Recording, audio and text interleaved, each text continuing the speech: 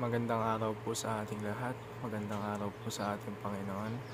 At ako nga po pala si John Robin Medina at ngayong araw ay samahan po ninyo akong muling pag-aralan at unawain ang mga salita ng ating Panginoon. Pero bago ang lahat, tayo po muna ay manalangin. Amang makapangyarihan sa lahat, lubos ako nagpapasalamat sa iyo sa pagbibigay mo sa akin ng panibagong araw upang pasalamatan at papurihan ka, Lord, na humihingi po ako ng karunungan at kaalaman ngayong araw. Bigyan mo po ako, Lord, ng wisdom at knowledge upang mas lalo ko pa pong maunawaan ang inyong mga salita.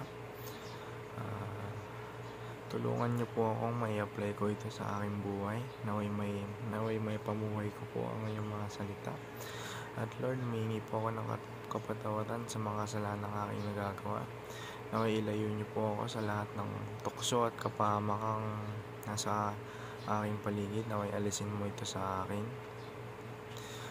Lord, sinusurrender ko po ang lahat ng mga gagawin ko ngayong araw. Kayo na po ang manguna. Itago mo po ako sa inyong likuran. Naway ang kalooban mo po ang iyong masunod. At ang lahat ng ito ay dinadalangin ko sa makapangyarihang pangalan ni Jesus.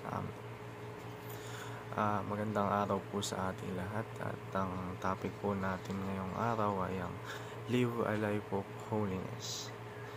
Nasa topic pa rin po tayo ng Loving God, Hating Sin. At ang versikulong pag-aaralan natin ngayon ay ang Scripture of John chapter 2 verse 13 to 21. Jesus answered them, "Destroy this temple, and I will raise it again in 3 days." They replied, "It has taken 46 years to build this temple, and you are going to raise it in 3 days? But the temple he had spoken was his body." Sa Tagalog naman po, sumagot si Jesus, "Gibain ninyo ang templong ito at sa loob ng 3 araw ay muli ko itong itatayo." Sinabi ng mga Hudyo, 46 na taong ginawa ang templong ito at itatayo mo sa loob lamang ng 3 araw. Ngunit ang templong tinutukoy ni Jesus ay ang kanyang katawan. At para naman po sa ating katuruan ngayong araw, unang-una po, Jesus hates what defiles the temple. Jesus hates what defiles the temple. Ang Panginoong Jesucristo ay namumuhi siya sa mga bagay na nagpaparami sa templo. Sabi nga sa Ebanghelyo, partikular sa Mateo chapter 21 verse 12 to 13,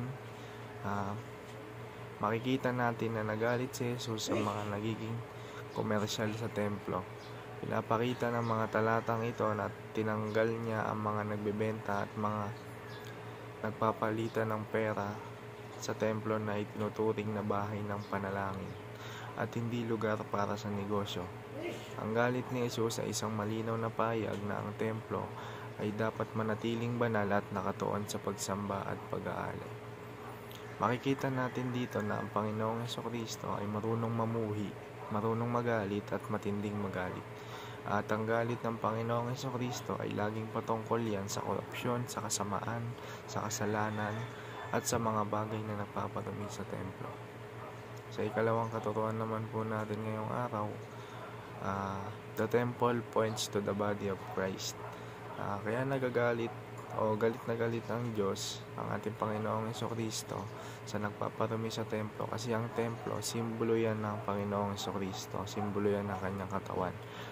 Ang templo, yan ang nagpe-prepare sa tao para makita nila kung sino or makilala nila kung sino nga ba ang ating Panginoong Jesucristo. Gusto ng Diyos na malinis ang templo, walang bahid ng kasamaan, walang bahid ng korupsyon. Dahil nga, sabi ko nga kanina, ang templo ay simbolo yan ng katawan ng ating Panginoong Jesucristo. Sa ikatlong katuruan naman po natin ngayong araw, the church is united to the body of Christ. Sa Old Testament dati, templo yan yung ibig sabihin literal na templo, building. Pero noong dumating si Jesus Christ, siya na ang totoong templo, the living temple. Nangangahulugan ito na darating yung panahon na lalapit tayo sa Diyos Ama, hindi na sa literal na templo o sa building, kundi sa pamamagitan na ng Panginoong Jesucristo. Sabi nga sa John chapter 14 verse 6, Jesus answered, I am the way and the truth and the life. No one comes to the Father except through me.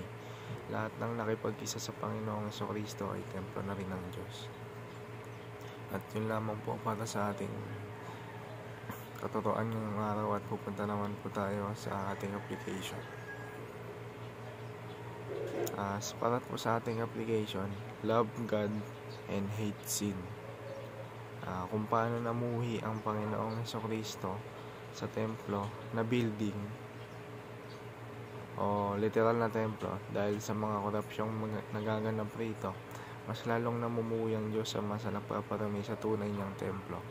Yun nga, yung tunay niyang templo, tayo na yun.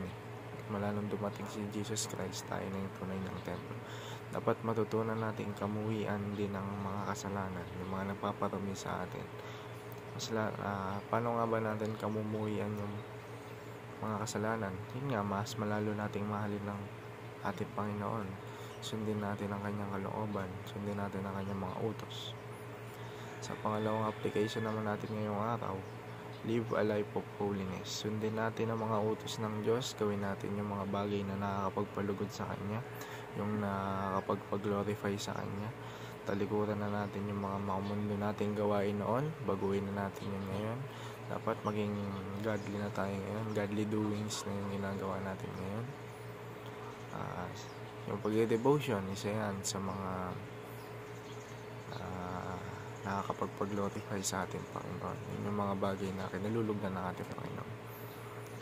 Sa ikatlo naman sa ating application at ang huli, long for the presence of God. Panalangin natin na gabayan tayo ng Diyos. Panalangin natin na